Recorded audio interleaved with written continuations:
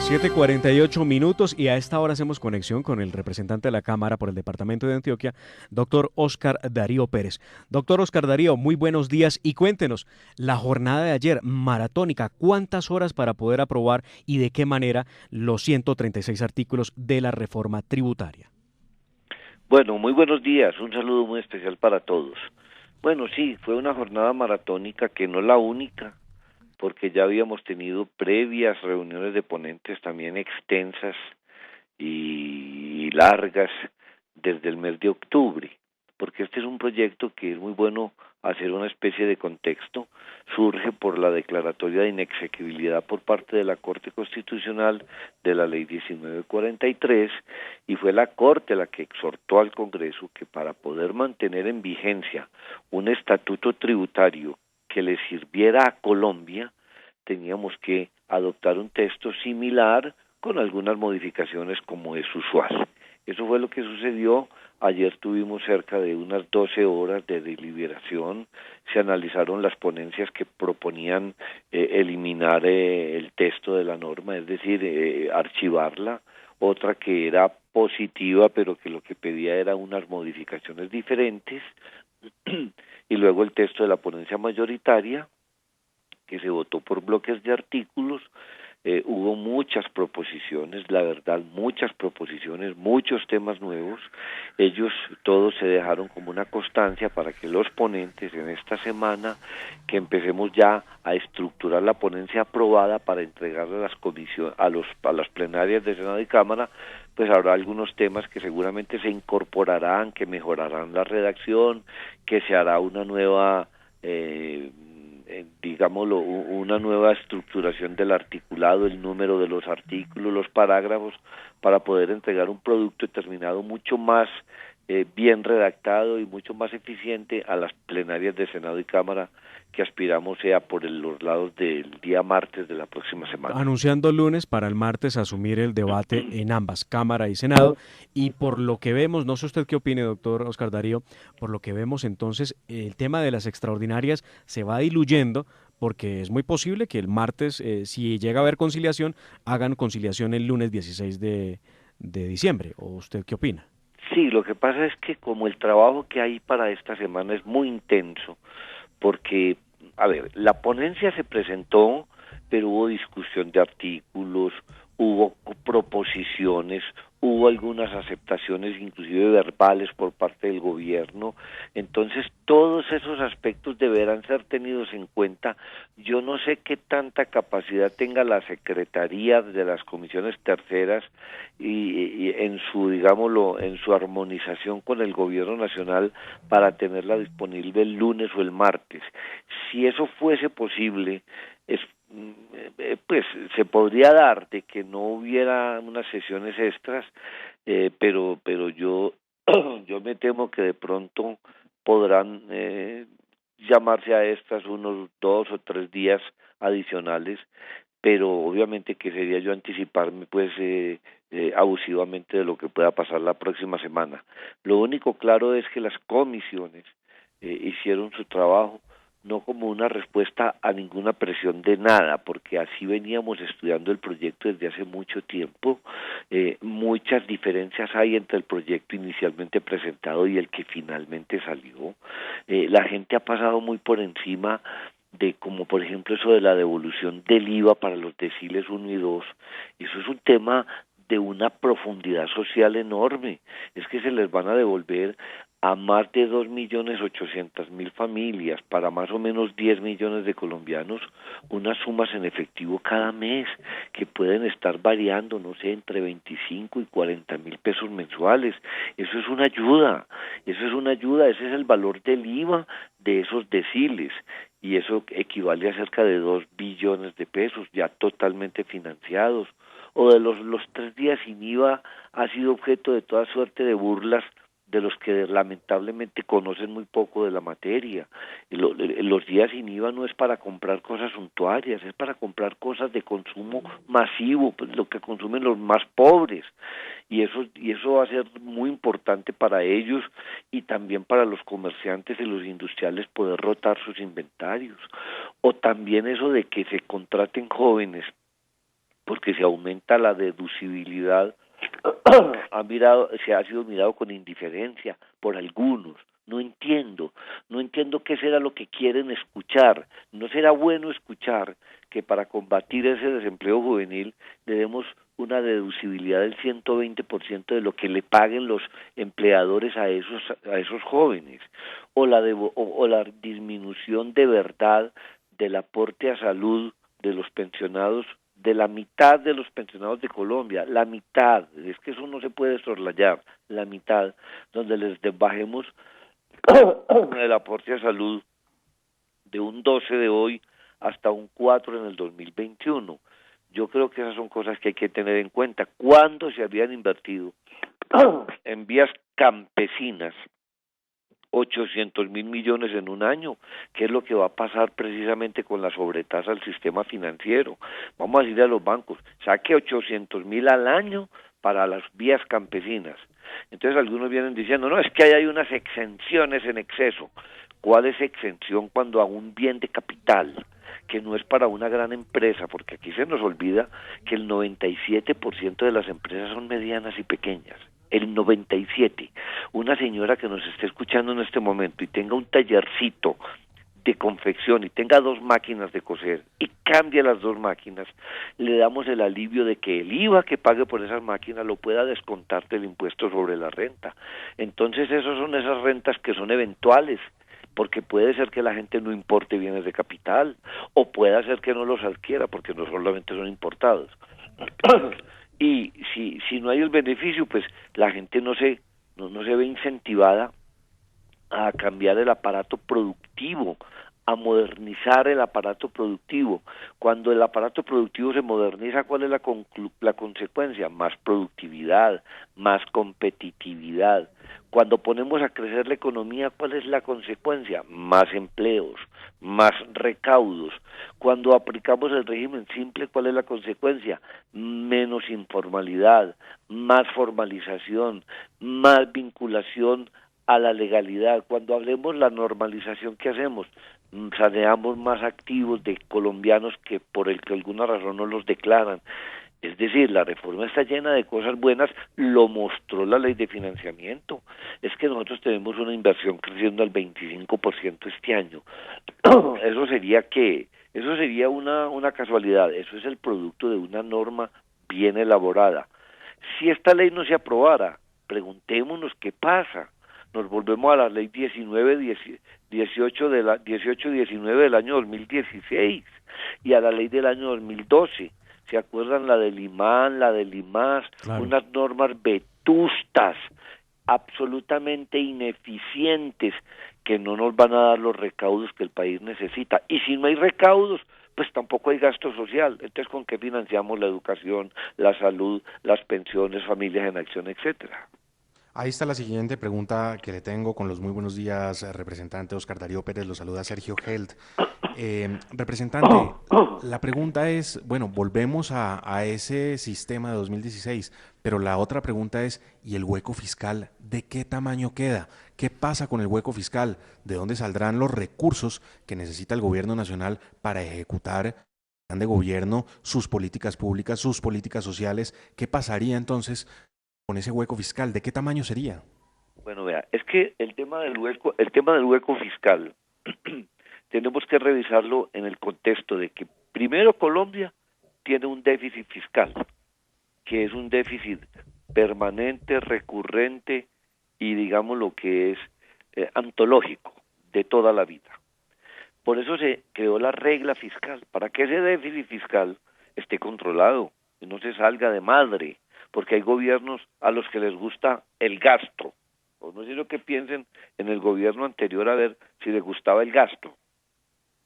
Para evitar esas irresponsabilidades fiscales, la regla le pone unos límites de crecimiento al gasto público. Y en este caso no es la excepción. De todas maneras, nosotros tenemos un déficit. No es lo mismo lo que recaudamos a lo que gastamos.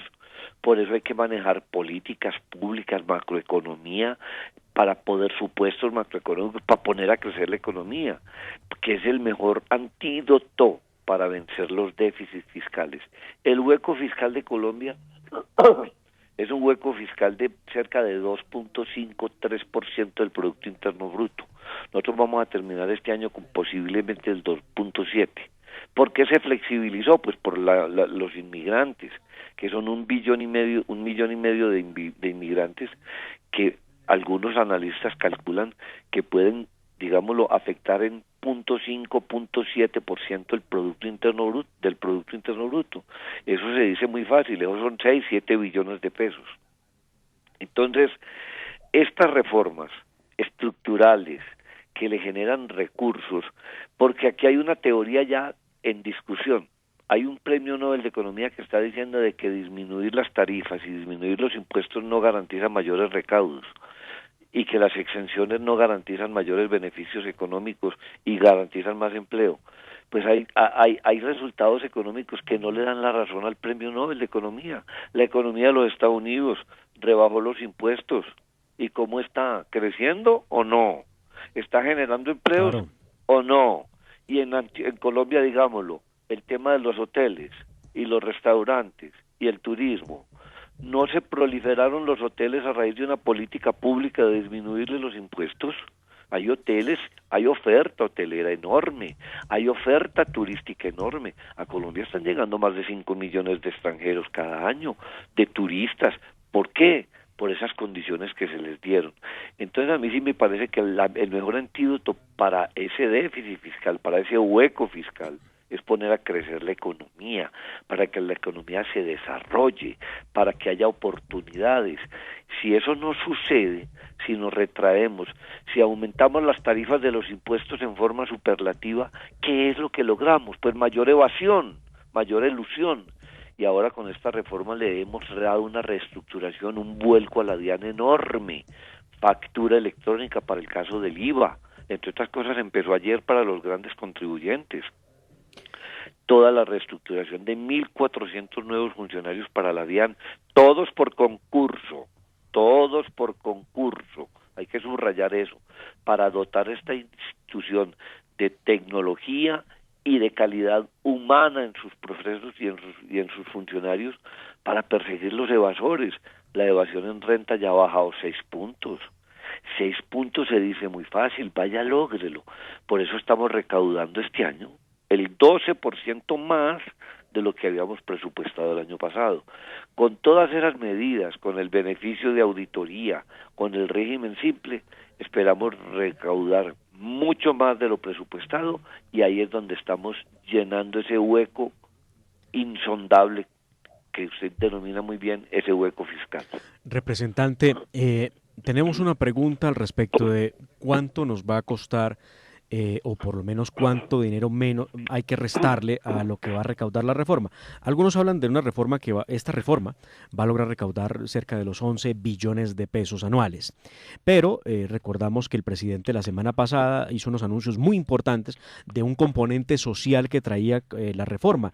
Medidas como la devolución del IVA, como la reducción escalonada del aporte de salud del 2 al 4%, como los 3 días sin IVA, muy importantes, enero, julio y octubre, como los descuentos adicionales para las compañías que empleen jóvenes entre los 18 y los 28 años. Y la pregunta es, ¿se ha hecho el cálculo, creería uno que sí, de cuánto dinero menos se va a recibir? O sea, de esos 11 billones, ¿se van a recibir los 11 billones o menos de eso? No sé, 8 billones de pesos por cuenta de este componente social.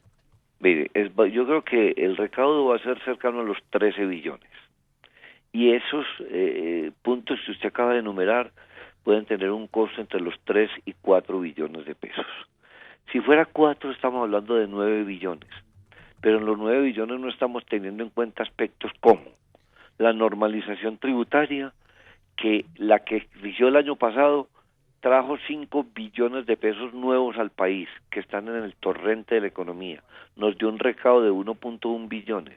Esta normalización mejor redactada nos puede dar muy cerca de los 2 billones de pesos. El beneficio de auditoría incorporado, quien aumente el impuesto de renta de un año con relación al otro, va en un 30%, se le reduce el término de revisión de su declaración a 6 meses. Y si es el 20%, a un año. Ahí vamos a tener un recaudo enorme. El tema de la factura electrónica. Y también dejamos la opción de que en un momento dado se revisara si restamos el 100% del IVA en la importación de bienes de capital o el 75% para quienes acudan a ese beneficio, porque no es obligatorio y no es seguro que se dé o no se dé. Nosotros tenemos fuentes de recursos para financiar esos 4 billones de pesos y en eso sí hemos tenido el sano y el justo cuidado de no ir a crear un gasto que no tenga el soporte en el ingreso tributario necesario. Así que está perfectamente calculado y sigo insistiendo que esa lucha contra la evasión y la ilusión nos está dando resultados y un mayor volumen de los recursos a los que habíamos inicialmente apostado. La prueba es, creciendo este año por encima del 13% los recaudos que habíamos presupuestado el año pasado. Pues muy claro queda el panorama de lo que ocurriría. Quedamos sin esta ley de financiamiento, sin esta reforma tributaria. Es que tiene un título tan largo que es prácticamente inenarrable. Pero bueno, tenemos la fe puesta en que el Congreso sacará esta reforma adelante. Ya veremos qué pasa pues en las plenarias y nos deja usted muy claro, representante, el panorama de lo que ocurre con esta ley de financiamiento y de lo que ocurriría sin esta ley de Nosotros lo financiamiento. hemos dicho aquí, Sergio, sí, doctor Oscar Darío, si como estamos, que es recuperando la economía, creciendo cuando menos, con cifras positivas, hacen paro, imagínese sin reforma tributaria para poder cubrir los gastos de educación y salud, ahí sí que los paros serían interminables. Claro, porque no habría de dónde. No, Simplemente no habría de dónde. y además una cosa, esta reforma tiene un insumo nuevo. El título es muy largo, ustedes tienen toda la razón, porque es una reforma para impulsar el crecimiento económico, para impulsar el empleo, la inversión y el fortalecimiento de las finanzas públicas. Mire, impulsar el empleo, le metimos una cantidad de prerequisitos para tener derecho a unos beneficios a cambio de generación de empleo. Esta sola reforma puede generarnos entre 120 y 130 mil empleos directos, pero cuando Importante eso que usted señala, representante, ¿sabe? Mire, muchos de estos sectores, muchos de ellos resentidos porque se les nota en lo que dicen, porque no tienen un argumento sólido frente a su protesta, dicen es que lo que están haciendo con la reforma es ayudarle a los más ricos, pero usted lo acaba de explicar. No se trata de ayudar a los más ricos, es generar oportunidades con unas exenciones o con unas rebajas en los impuestos a quienes dan empleo en el país. No, y yo hago una pregunta, los más ricos del país serán la señora del pequeño taller de confecciones de las 2 máquinas o el campesino que compra una guadañadora? Yo lo repito, el 97%, o sea, 97 de cada 100 empresas en Colombia son medianas, pequeñas y micro. ¿Y serán esos los más ricos? Es que aquí lo que hay que poner es a crecer la economía. Oiga, y crear empleo es muy difícil, pero destruirlo es muy fácil. Chile, la joya de la corona para mostrar en América Latina, pensaba crecer al 3%, no va a crecer al 1%. Oiga pues, y ha destruido 300.000 empleos en un mes. En Sí, un mes. por Es cuenta que de las esto, protestas y también México con las políticas creciendo al 0%. Es cierto, representante, destruir América el Latina empleo. va a crecer, el Fondo Monetario Internacional dice que va a crecer América Latina al punto 2. No, pues eso, Y, y, Col- eso y nada es lo mismo, representante. y Colombia va a crecer al 3,5. Vamos a crecer 15 veces por encima de lo que va a crecer América Latina. Y eso se debe gracias a la ley de financiamiento. Yo en esto sí, yo en esto sí quisiera convocar a la gente a que le ponga el sentido común. Ahora nosotros no empezamos a discutir esa ley después del 21 de noviembre. Esa ley la venimos discutiendo desde hace más de un año. No la aprobamos fue el año pasado. Claro, y eso es lo que quería preguntarle, representante, porque se cae la ley de financiamiento en la Corte Constitucional, el gobierno la presenta de nuevo con el mismo texto, pues con el mismo texto que se había caído, porque se cayó por vicios de trámite. Y la pregunta que tendría yo ¿es completa esta reforma tributaria o necesitaremos una nueva reforma más adelante, en un año, en 2 años, o esta deja satisfecho al país y con las suficientes herramientas para ser sólido financieramente? yo creo que esta reforma será la última que presente este gobierno. En esta reforma se incorpora una comisión para que estudie la calidad de las exenciones en Colombia, estudie todo el régimen de exenciones y haga unas propuestas.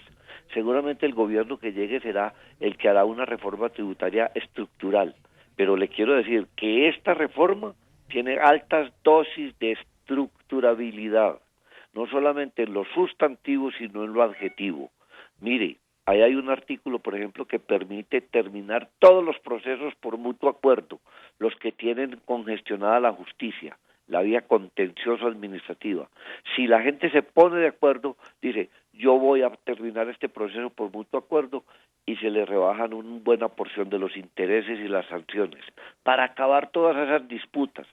Aquí hay un mecanismo para que la DIAN recupere cerca de 5 billones de pesos que tiene en cartera. Y no solamente la DIAN, los municipios y los departamentos que tienen unas carteras frondosas. Esta norma tiene muchos aspectos positivos en materia procedimental. En materia penal, por ejemplo, incorporamos una disposición. Antes decíamos que quien tuviera un proceso penal por impuestos, hasta cierto monto, si pagaba, se cesaba la acción penal, pero de cierto monto para arriba, aunque pagara, no cesaba la acción penal. Eso lo suprimimos. Todo el que pague suprime la acción penal, todo. Eso lo copiamos de las economías más fuertes, las de los Estados Unidos, las del Reino Unido, donde tiene un problema penal por materia de evasión tributaria, paga y cesa la acción penal. Esto tiene muchas dosis de estructurabilidad, el tema de la normalización, el tema que incorporamos aquí en materia de IVA, haciéndolo mucho más simple, el régimen simple para atraer a los tenderos. El grupo 1 que estaba complicado, se los aclaramos a los tenderos de Colombia para que no tengan ninguna excusa y no se acojan a esto. Esto no es tanto por lo que se va a recaudar como que sí por lo que se van a formalizar.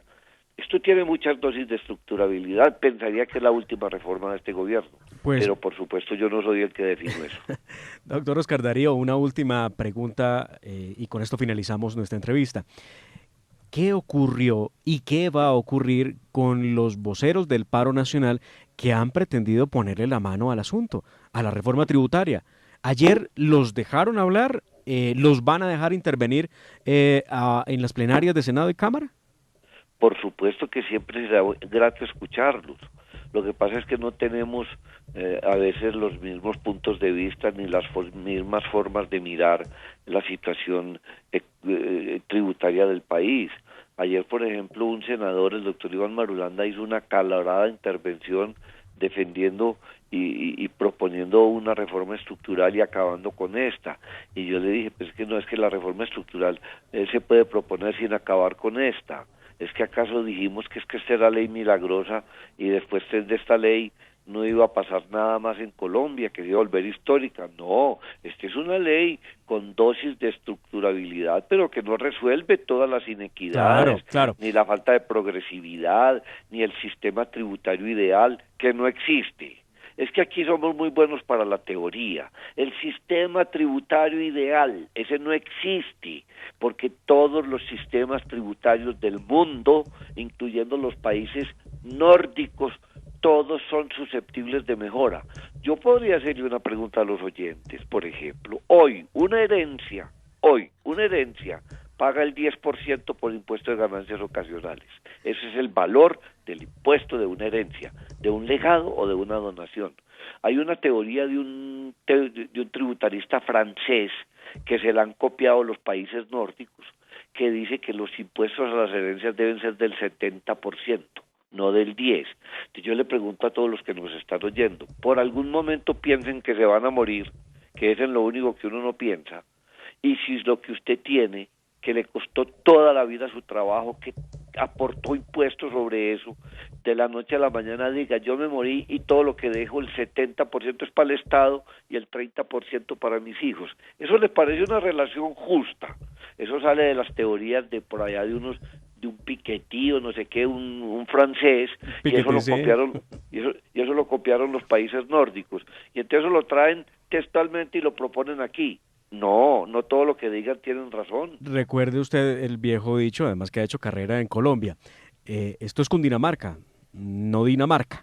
De acuerdo, Pues, así es. doctor Oscar Darío, muchísimas gracias por el tiempo, por haber explicado en qué va el trámite de la reforma tributaria, que con seguridad va a tener éxito en las plenarias de Cámara y Senado, por lo que hemos visto y los cálculos que hemos hecho de las mayorías que se necesitan. Ya el Partido Liberal de este lado, en una gran e importante porción, Cambio Radical, Centro Democrático, Partido Conservador, Colombia Justa y Libre, y Mira, pues logran el cometido y es aprobar la reforma antes de que termine esta legislatura.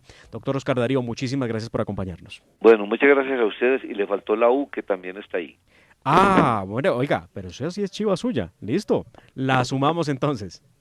Bueno, un saludo muy especial para todos. Bueno.